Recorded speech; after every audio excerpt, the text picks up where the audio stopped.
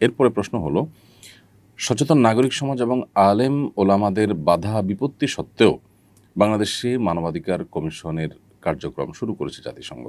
এ মর্মে নিউজ দেখতে পেয়েছি গণমাধ্যমে। প্রশ্ন হলো, এত বাধা বিপত্তি উপেক্ষা করে যখন তাদের কার্যক্রম চালু করা হয়েছে, এখন আমাদের করণীয় কী হতে পারে? খুবই দুর্ভাগ্যজনক একটি বাস্তবতা। বাংলাদেশে জাতিসংঘের মানবাধিকার কমিশনের কার্যক্রম নিয়ে এত আপত্তি তোলা হয়েছে এবং জাতিসংঘ সদস্যভুক্ত এতগুলো দেশের মধ্যে সামান্য হাতে গোনা কয়েকটি দেশে মাত্র তাদের কার্যক্রম চলমান আছে এবং সে দেশগুলো যুদ্ধরত কিংবা গৃহযুদ্ধে লিপ্ত অনেকটা। তো সেরকম একটা পরিস্থিতিতে যখন এই কমিশন কার্যক্রম চালু করে কোনো দেশে, সেরকম একটা কমিশন বাংলাদেশে এসে তাদের কার্যক্রম পরিচালনা করবে, এটা আমাদের জন্য খুবই অপমানজনক এবং দুর্ভাগ্যজনক। জাতিসংঘ মানবাধিকার কমিশনের কার্যক্রম, এটা নিয়ে নানা প্রশ্ন জনমনে রয়েছে এবং পৃথিবীতে তারা মানবাধিকার প্রতিষ্ঠার যে কাজটা সেটা করতে দারুণভাবে ব্যর্থ হয়েছেন। ফিলিস্তিন সহ মধ্যপ্রাচ্যে এবং পৃথিবীর বিভিন্ন প্রান্তে ছড়িয়ে ছিটিয়ে থাকা গণহত্যা, মুসলমানদের নিধন, অন্যদেরকে নিধন, এর কোনোটি তারা সেভাবে বন্ধ করতে পারেনি। অথচ মানবাধিকারের নামে তারা সমাজের মূল্যবোধ পরিপন্থী যে সমস্ত কার্যক্রম আছে সেগুলোকে তারা দ্বিধার্থে পরিচালনা করছে বিভিন্ন দেশে। তাদের ব্যাপারে অভিযোগ আজকের নতুন নয়। কেন বিভিন্ন দেশ তাদেরকে অ্যাকসেপ্ট করতে চায় না, অথচ আমরা তাদেরকে অ্যাকসেপ্ট করছি এবং অনেকটা খাল কেটে কুমির আনার মতো কাজ করছি, সেটা সরকারের ঊর্ধ্বতন মহলই একমাত্র বলতে পারে। খুবই দুর্ভাগ্যজনক একটি বাস্তবতা হলো যে ইন্টারিম গভর্নমেন্ট তাদের যে কাজগুলো আছে সে কাজগুলোর বাইরে এমন অনেক কাজ করছে যে কাজগুলো করার জন্য তারা না জনগণ থেকে ম্যান্ডেট পেয়েছে, না সেগুলো আসলে তাদের কাজের আওতায় পড়ে। উপদেষ্টাদের অনেকে এমন অনেক কার্যক্রম করছেন যেগুলো আমাদের সমাজের মানুষের মূল্যবোধ পরিপন্থী, যেগুলো বিদেশিদের এজেন্ডা বাস্তবায়ন মাত্র।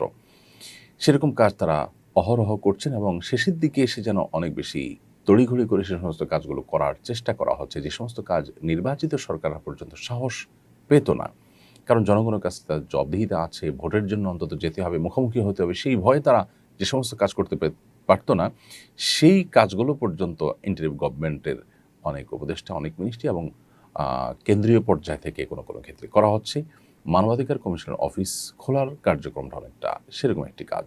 আমি বিনয়ের সাথে আহ্বান করতে চাই যে এটার বিরুদ্ধে আমাদের কথা বলা, আমাদের অবস্থান গ্রহণ করা, শান্তিপূর্ণভাবে প্রতিবাদ করা, এটা অব্যাহত রাখতে হবে। প্রয়োজনে ওলামা একরাম এবং বিদগ্ধ মানুষদের নেতৃত্বে বিচক্ষণতার সাথে এই কার্যক্রম বন্ধের জন্য নানাবিধ কর্মসূচি আমাদের পালন করতে হবে এবং সেখানে আমাদের সর্বাত্মক সহযোগিতা করতে হবে যে কোনো মূল্যে।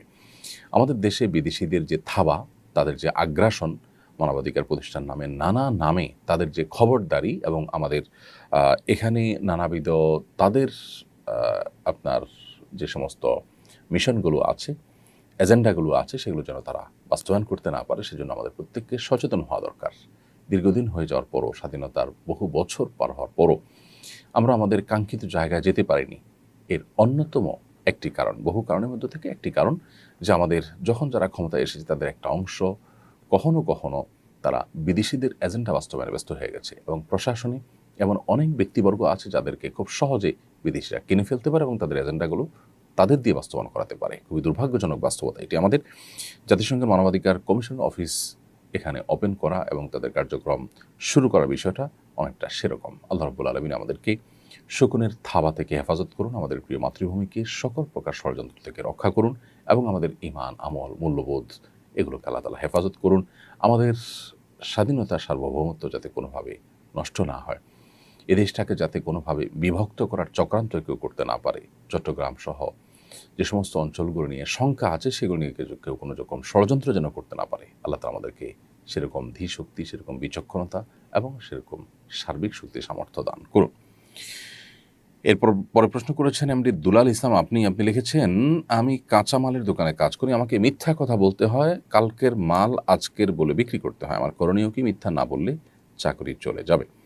বাইদুল ইসলাম, চাকরি আপনার রিজিকদাতা নয়। সন্দেহাতীতভাবে চাকরি থাকলে আমাদের জীবিকা নির্বাহ করার পথটা সহজ হয়, সেজন্য আমরা চাকরি রক্ষা করার জন্য চেষ্টা করি। কিন্তু তার মানে এই নয় যে আমার ঈমান, আমল, আমার আখিরাত ধ্বংস করে হলেও আমাকে চাকরি করতে হবে। সেই জায়গা থেকে আমি আপনাকে বলতে চাই যে আপনার জন্য শরিয়ার বিধান হলো যে মিথ্যা বলা ছাড়া যদি চাকরি করা না যায়, সেই চাকরি করা আপনার জন্য জায়েজ নয়। চাকরি করে আপনি জীবিকা নির্বাহ করবেন, কিন্তু মিথ্যা বলে তো আপনি আপনার জাহান্নামের পথ সুগম করবেন।